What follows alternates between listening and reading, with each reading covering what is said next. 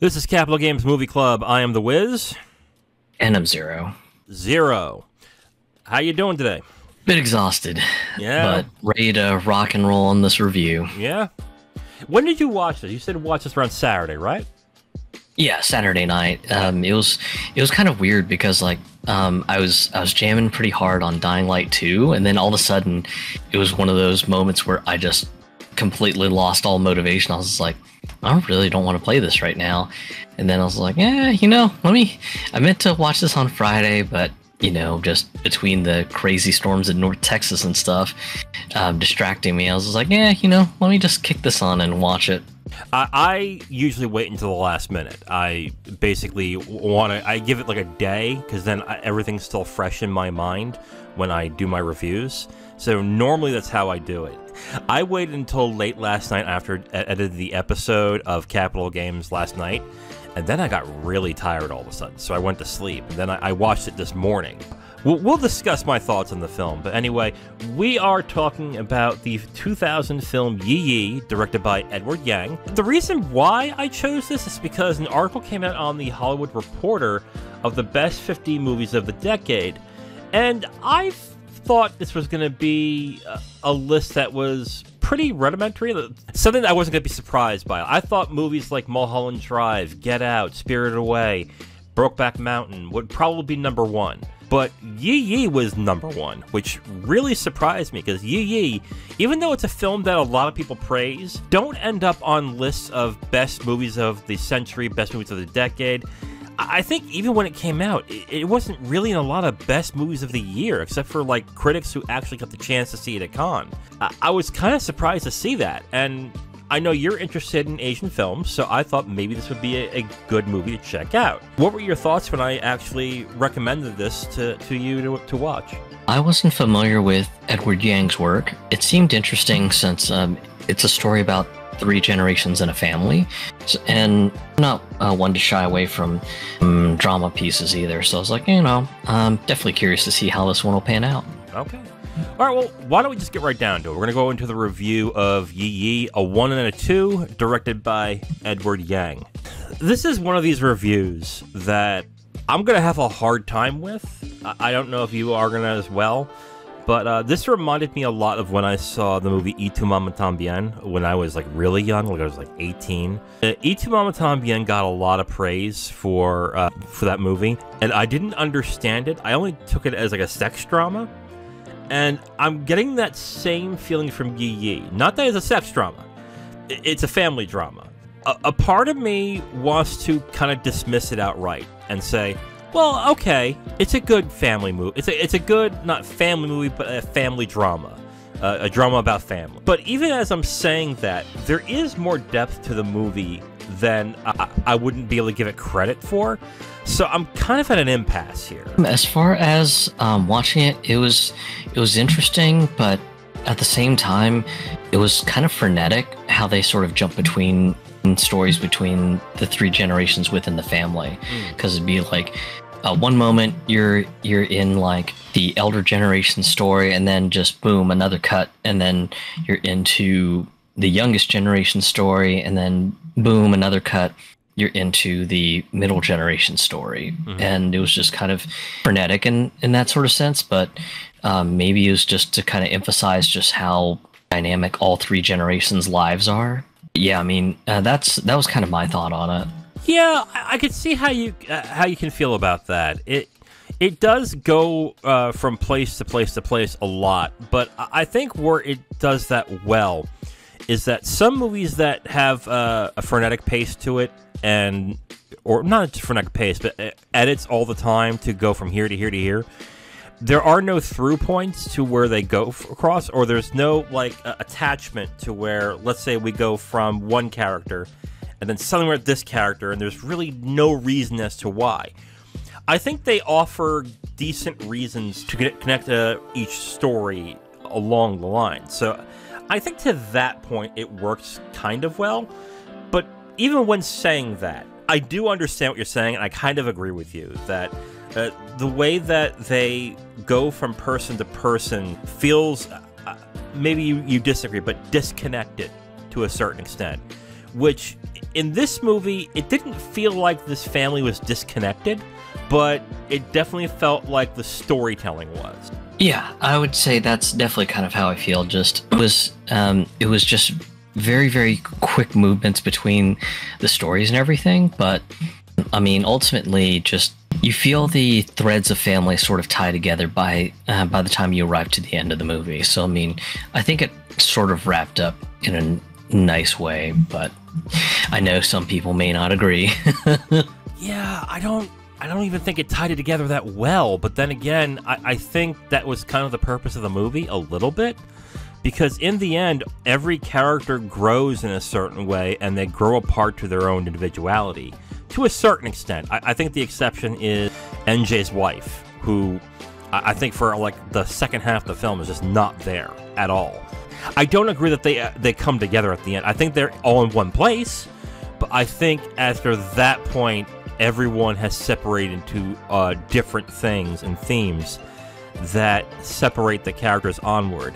I got out of this film and kept thinking, I would like to see a series about this more than I would like to see a 3-hour movie. A little bit. I still think it works well as a movie. And this might be a movie that I see it 5 or 10 years from now and go, oh, wait a minute, I missed this. Like I did with Y Tu Mamá También. But I look at the movie and go, oh, I want more from these characters. But it's not one of those I want more as in, oh, they're so good, I just want more. It's more like I want more because I don't think there's enough there. I think specifically with NJ is where I have the issue. I get what they were going for with NJ's character and the arc that he's going through, but it seemed kind of slapdash in a way. Like, oh, he's having this problem here, and then suddenly this person's here, and then somehow they're connected in a weird way. And like, okay, hold on. It's like, wait a minute. But I think, yeah, with NJ, I think I had the most issues with this. Not with the performances, though, but I think with the way the arc went on that. Honestly, the youngest son Yang Yang, yeah, mostly because some of his story vignettes were just so absurd. I love Yang Yang in this. Oh my god, that character is great, and the character is great because there is the standard thing. Oh, he's a precocious 8-year-old. He doesn't really understand what the adults are saying. And most movies, especially in America, use that as a cute, like, aw, he's so cute, and use it as an excuse for uncreative writing or poor writing in that sense. But in this movie, it works because it portrays the character not just as precocious and maybe doesn't fully understand what's going on, but he understands enough. Like, he understands... He's not a dumb character, which is what a lot of bad writers do in films with kids, is that they just say, okay, well, you know, let's just make an adult and make him stupid. But because he's a kid, it's okay. That's not what they did here. There was a key scene that will go into spoilers that I think really cements that with me with Yang Yang. But I would have liked to see a little more with Yang Yang in this as well. I think NJ, yeah, like I said, I think NJ needed more time, but I will say I think Ting Ting's story is actually really good. I actually really like what they did with Ting Ting in this. Yeah, that one was a really, really solid story, especially where it just takes a wild turn at the end. It was just like, whoa, Jesus. Yes, absolutely. We've kind of went all over the place with performances, writing, and directing, so let's just get into the theme of the movie. And they say it in the beginning of the movie, in something that the father said to Yang Yang, and is that you can only see what's in front of you, not behind you. And that's also, I guess, a saying of you don't know what's happening, even though you do know what's happening. Is that where you kind of? Is that what that sounds like, or do you have a better definition for that? I think it's that, but also just it's sort of one of the things that NJ explains to his son Yang Yang, that, you know, just you shouldn't be quick to judge if you didn't see something happen. And I guess it's kind of NJ's way of telling Yang Yang, hey, don't take people at their word. just you need to see things happen in order to make a judgment call and everything, because just that's kind of how Yang Yang operates through the entire movie. He just wants to sort of see things firsthand. He wants to do things firsthand. Right. And it also goes into what happens in the beginning of the movie with Yang Yang and what he is going through.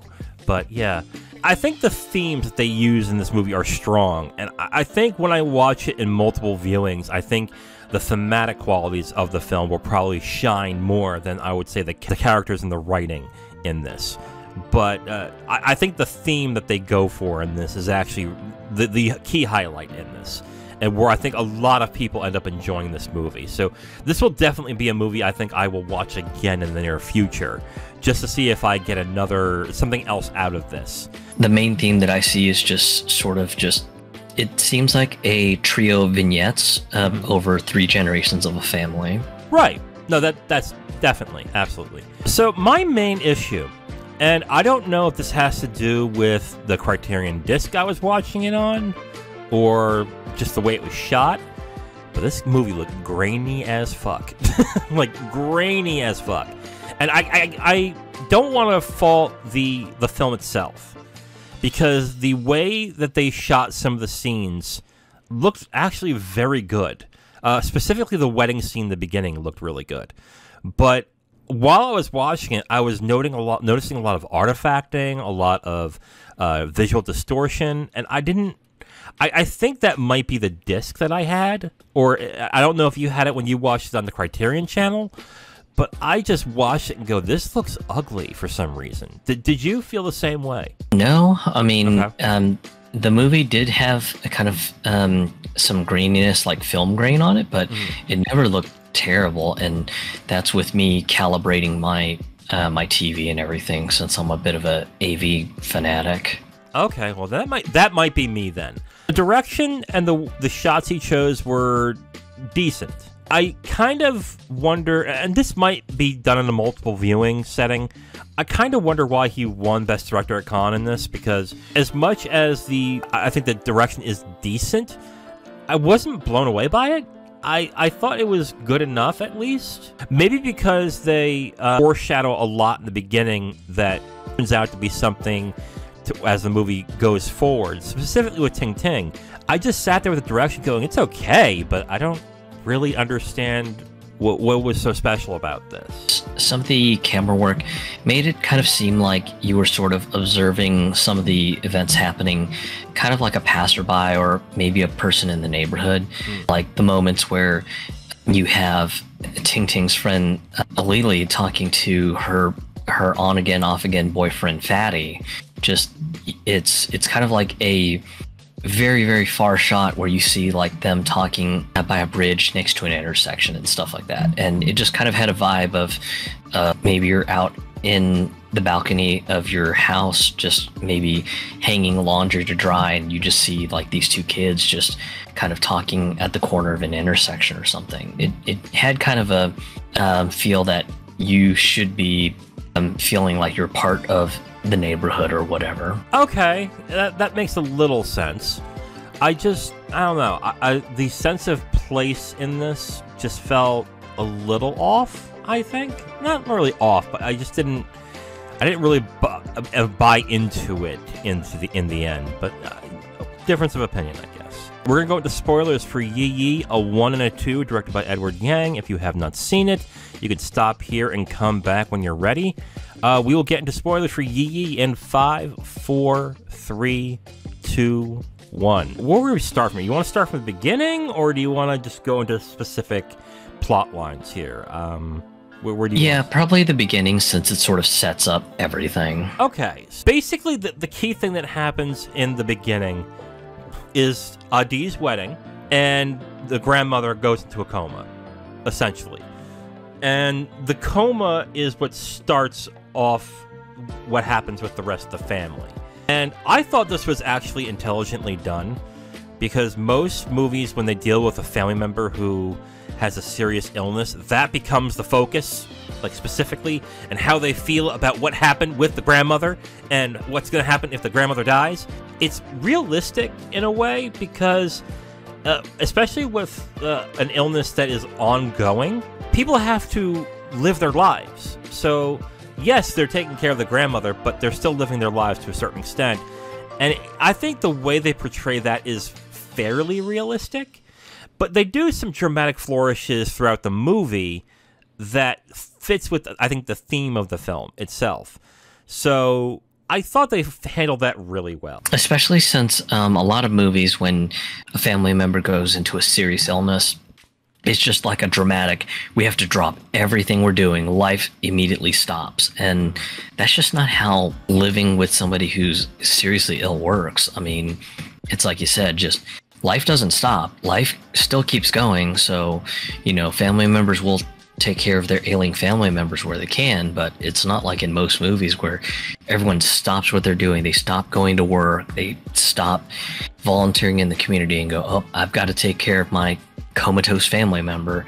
The movie dealt with it in a fairly realistic manner. Right, and each family member handled it differently. I think of Ting Ting, who I think was really close with the grandmother. I think they portrayed that somewhat during the beginning of scenes, that Ting Ting was very close to the grandmother. Yang Yang had the problem of not wanting to be around the grandmother while she was in the coma, like he was really afraid to. And that's normal for kids. And that's kind of normal for adults too, to a certain extent. So I did appreciate that part. I thought what was interesting with the grandmother specifically is what happened with Min Min. I don't know if you remember the scene where she's bawling her eyes out one night because she has nothing to say to her grandmother. Specifically, or I think, is that her mother? Yeah, her mother. Right. So she has nothing to say and realizes that she has nothing to say because she's not doing anything. All she is doing is her chores. And it lasts a minute and she has nothing else to talk about. And it's highly upsetting. There's more depth to that scene than I think a lot of people will give credit for, because it shows a different plight from that character that most movies probably would have made an entire movie about. I think it summed it up really well in those minutes as to the problem that character had. The problem I had is that after that scene, you don't see that character ever again. So it's like, okay, you had this really effective scene, and then I don't see her until the final 5 minutes. Why? It's like, why is that? It was a bit odd for them. I mean, the comatose grandmother shows up every once in a while, but usually it's for like a real short moment or something. Like one of the kids is trying to talk to the grandmother, or it might be just you hear like the doctors talking about like the grandmother's state of health and stuff like that. So the comatose grandmother makes a few appearances, but they're very, very short, and it isn't really a significant focal point until the end of the movie.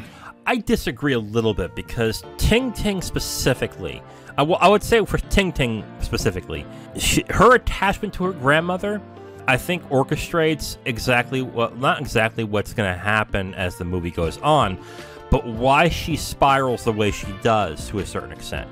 She looks for it because she was attached to her grandmother, so when she's not around and she's not getting better, she feels guilty because she feels like she did something wrong. And her overwhelming guilt to not being able to help her grandmother leads her to want to find other attachment, which is what eventually happens with Fatty in this movie. And let's get into that a little bit. At first, when they were trying to pair Ting Ting with Fatty, I was like, oh no, this is going to go dark, isn't it? But it surprisingly didn't go as dark as I thought it was going to, which on the one hand, I was kind of happy with. I think Ting Ting's story is probably the better of the three, even though I really like Yang Yang in this, but there's not enough of Yang Yang in this movie. Ting Ting specifically really has an affecting story, especially when the relationship with Fatty starts to deteriorate her friendship with Lily, and what ends up happening as time goes on through that dynamic. It was interesting because, of course, just Lily ends up talking with Ting Ting, and they start kind of opening a friendship and everything. And then, of course, things with Lily and Fatty just spiral out of control, and just they end up breaking up, and Lily's just kind of like like, I don't want to talk with him. I don't want to deal with him. And of course, just he goes into complete desperation mode and just flags Ting Ting down, going, "Hey, I need you to act as an intermediary and bring these like apology love notes back to her." And then Ting Ting gets just frustrated with it. She's like, "Dude, I'm not doing it. I'm not your go-between. You and her need to solve this, and you need to frickin' fix it." And just after a while, just he ends up falling for Ting Ting, and it's just like, oh no, just is this just going to be like another little rebound sort of relationship? And then while this is all happening and everything, just you got this one moment where Lily ends up finding out that her teacher is sleeping with her mom, and freaks the fuck out, just like absolute like just meltdown and everything. And that little detail comes into play so much more later. And then just kind of funny because, of course, just while Fatty and Ting Ting are just kind of going out and everything, by second date, just they check into like a love hotel sort of thing, and just all of a sudden he ends up hesitating, and he's just like, "This doesn't feel right.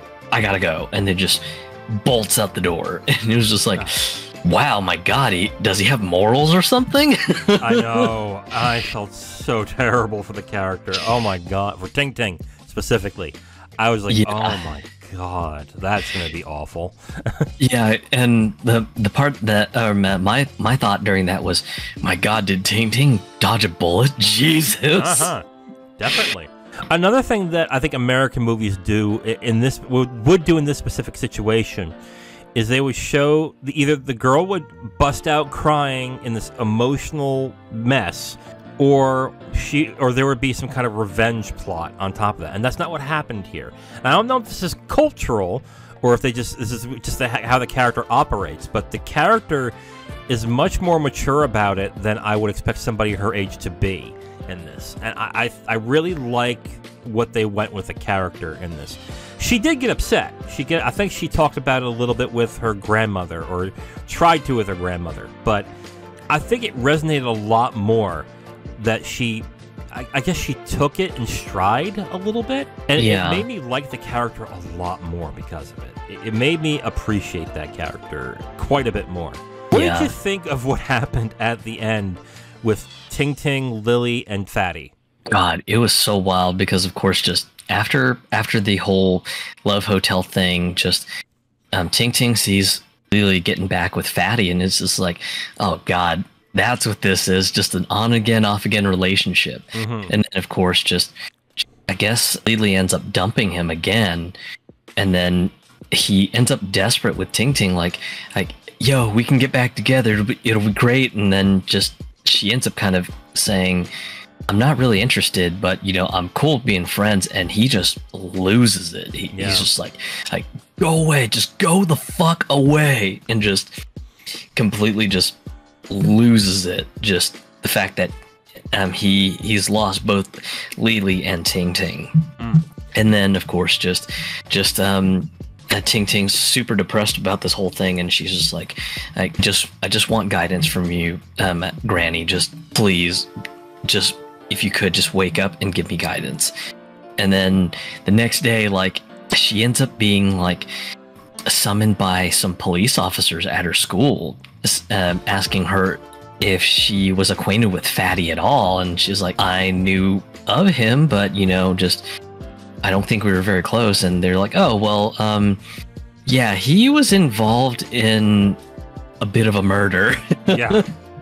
And then it was just like, oh God. And then, of course, that's when the movie flashes like some TV and news articles going, yeah, there was a young man named who was nicknamed Fatty, and he ended up killing this teacher who was apparently in a sexual relationship with Lily and her mom. Yes. It's like, whoa. Which makes sense as to why she freaked out so much about that man sleeping with her mom. Like that's when, like, and that's, I think the big theme of the movie is you don't understand exactly what's going on until you know all the information. And I think with that story specifically, the film portrays it perfectly in there. And when the murder happened, it was like, I'm with you. It was like out of nowhere, like, wait, what? It's like, it's crazy. Where did that come from? But then if you think about the theme of the movie, it makes sense. And I think after that, Ting Ting specifically, I'm going to say she dreams that her grandmother wakes up again. Because it's very much a dream. Right. So she can no longer feel guilt about what happened and not suffer through what exactly happened with Lily and Fatty, and she gets comfort with her grandmother, silently of course, but it's implied that she is better after that, I think, in that situation. So I really like Ting Ting's story in this, specifically. Yang Yang's story is just kind of a fun childhood story about just a very precocious kid who, in all senses, just pretty much just pushes back with against like people who talk about rumors and speculation by saying, okay, well, did you see it happen? How do you know it's true? And it's kind of, he's also kind of got like a childish naivete about his way of living through life and everything. And of course it gets him into all sorts of trouble with the dean at the school. Yeah. I particularly like the scene where the dean thought he had a condom in his pocket. Like, what is oh my god! Like, I thought it was like, there better not be a condom in that 8-year-old's pocket. That's just like, ew.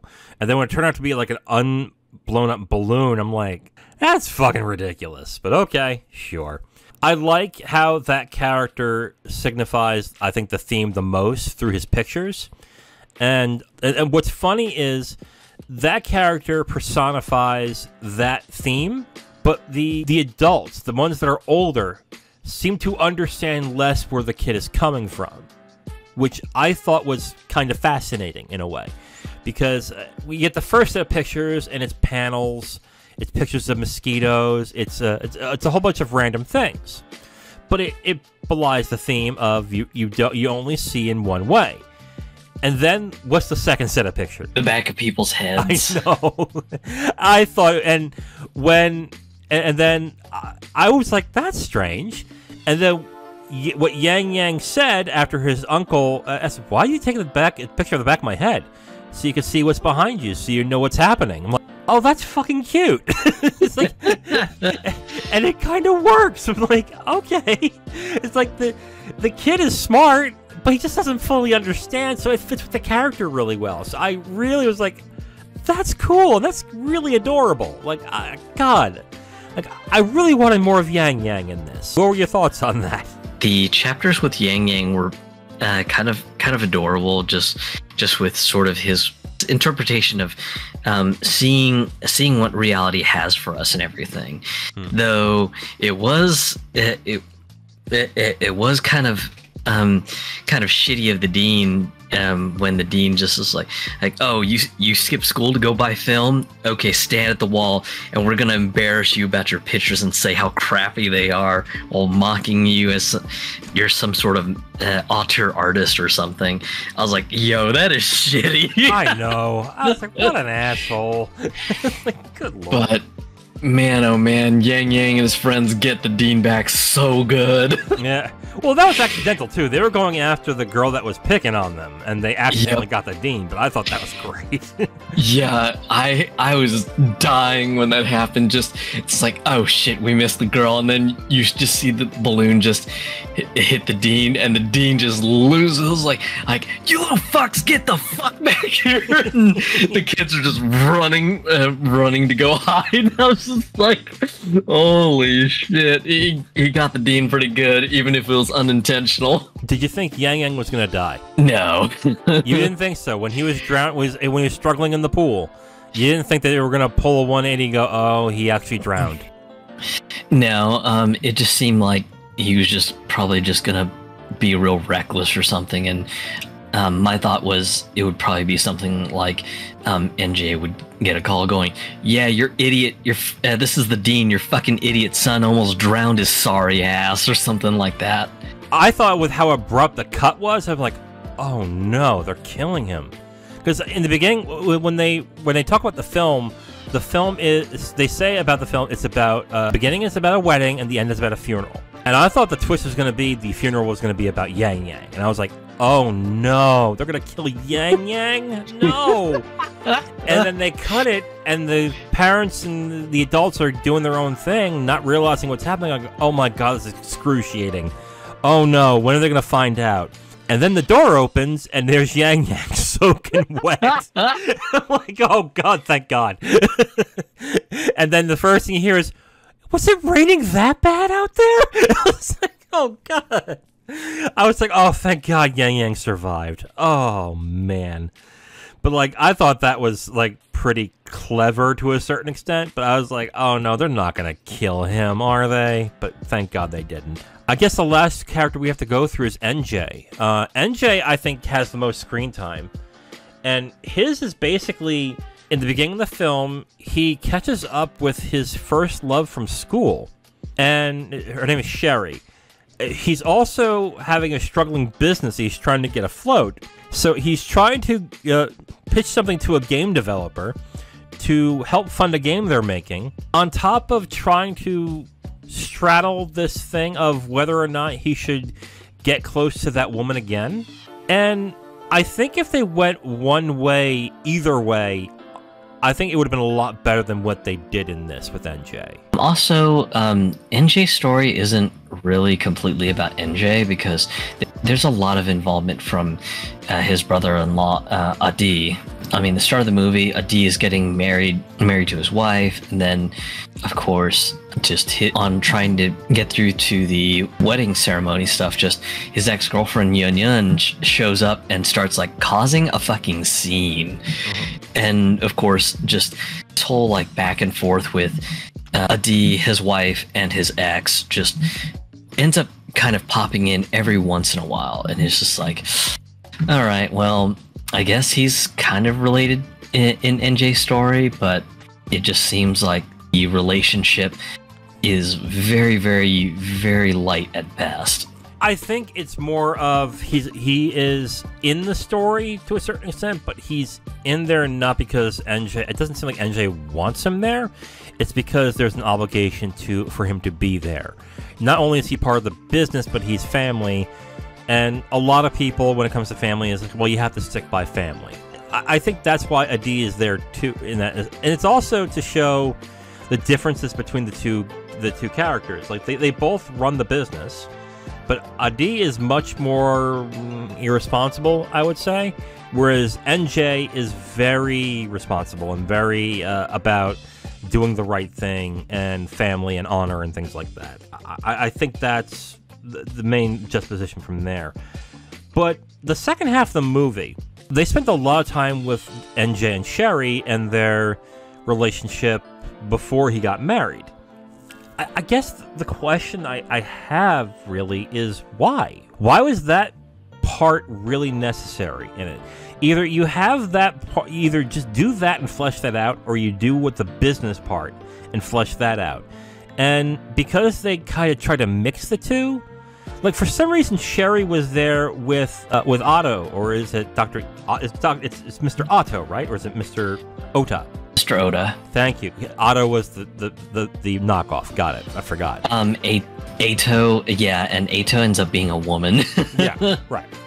I didn't understand, like, why are they the three of them together? Like, I don't understand why. Like, that doesn't. Well, it was kind of one of those sort of coincidences of just NJ has to go to Tokyo to talk to Mr. Oda, and then he'd remembered that Sherry was saying that she was flying over to Japan too.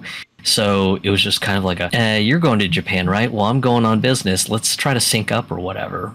Yeah, even so, like, it just seems so contrived to do that. I just wish that the film with NJ specifically decided to go one way instead of trying to mix the two, because it kind of deflates both stories to a certain extent, for me at least. It just sort of jumbles things up because, like, the business end doesn't really get to have much development, and then of course, just at least from my thought, it just seemed like NJ was sort of trying to close out that part of his life, whereas Sherry is trying to reopen that part of her life and everything. Right. And of course, just it's kind of one of those things that just because NJ's story is split down the middle between these two chapters in his life, sort of contending for his attention, they both end up weaker as a result. I agree. I absolutely agree. And you could have an interesting story both ways. And I think maybe the smart thing to do was to go the Sherry route. While his wife is in the mountains trying to get spiritual healing, I think that would probably have been the better thing to do on that one. They would have to rewrite the wedding scene because Adi is attached in a way with an NJ at that point. But I think that would have been better if they would have just stuck with the Sherry plotline, because with the business plotline, I don't think it really works very well in that. It could have, but I think the Sherry plotline would have worked a lot more with the other plotlines that were going on throughout the film, since they're more personal in nature, and the business one really is not, unless you can make it more personal than it is. End is interesting, especially because just Min Min's mom finally passes away. Mm-hmm. And of course, just during this whole sequence, just Min Min returns home to finally unite herself back with the family. And of course, just you've got everyone at the funeral just paying their respects and everything. And of course, just Yang Yang, who has had complete trouble talking to his comatose granny the entire movie, finally finds the strength within him and recites a poem right in front of her funerary shrine, and talks about, just all the times that they spent together and hoping to find where she left when she passed on. It's just kind of one of those things that it was just very sweet of him to finally find the strength within him to talk to his now late grandmother and everything. Yeah, that was a sweet end to the movie, really. I don't understand the flip out that happened in the funeral, though. For the most part, I did like the movie. I was expecting more of an emotional resonance to it than I got. I think that's hampering the enjoyment I had with it. But then again, like I said, it's happened with me with other movies before, and this seems like a movie where if I watched it again in another 5 years, I might get more out of it. I'm thinking more about the plots and everything that involves around the movie. And again, I think Ting Ting's was the best one of them, followed by Yang Yang and then NJ. I guess I was expecting a little more of a power there that just wasn't there. I just wish I could find more resonance with this, but just when you've got one real strong story, and then you've got one kind of fun, kind of heartwarming, and sort of story of childish curiosity and nativity, and then you've got kind of like this weird disjointed mess that is NJ's story.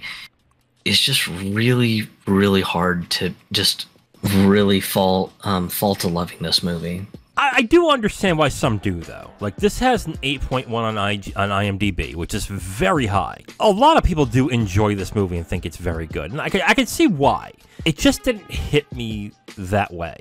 But, again, I think as time goes on, and I think about it more, and I see it again, it might happen. It might happen for me. Why don't we get into final thoughts? Do you want to start? Or do you want me to start? Yeah, sure. I think this one will probably sit right at the 60% mark for me.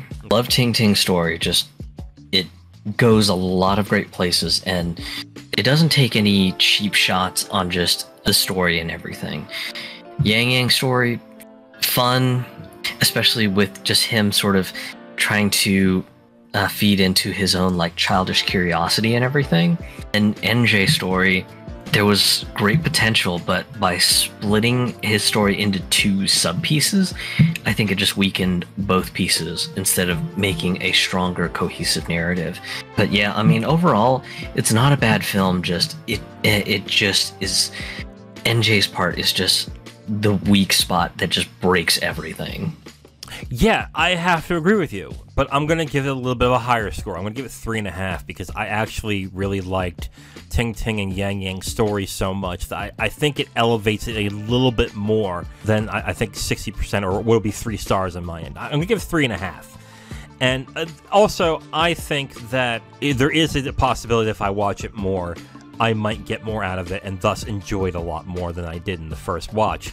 But I agree with everything you're saying. Ting Ting's story is great. I like Yang Yang a lot, even though there's not much, there's not a lot of Yang Yang there. But NJ's story does kind of break things a bit, and kind of, I wouldn't say slows the movie down, but it does kind of disjoint the movie to a certain extent. And I thought there was going to be more resonance and power to it than I thought that there was going to be, and it just turned out not to be there. Again, this might be, and I'll say it again, this might be something that I'd come back to and then say, oh, actually, I missed this, so I now get what everyone's talking about. But I come across this as, this is a good movie, I will say that, but to the praise that it's getting right now, I don't see it. I understand why some do, but I don't entirely see it. So that's 3.5 stars for Yi Yi. You're giving it 60%. Kind of surprising, because of all the praise I've heard about this movie, I watched it and and again, it's not like I was watching and go, I don't get what other people are seeing. I understand it. I just don't think it executed as well as I think people have said it did. Definitely in the same mind that just the execution could have been better, but the pieces that are strong, which in my mind are Ting Ting and Yang Yang's stories, the strong parts are great. Just NJ's part is just so badly divided up. Whereas if they just had focused on one aspect of his life, I think it would have been just so much stronger as a result. But it is what it is. Yeah. I think what we're really saying is we want a whole movie about Yang Yang.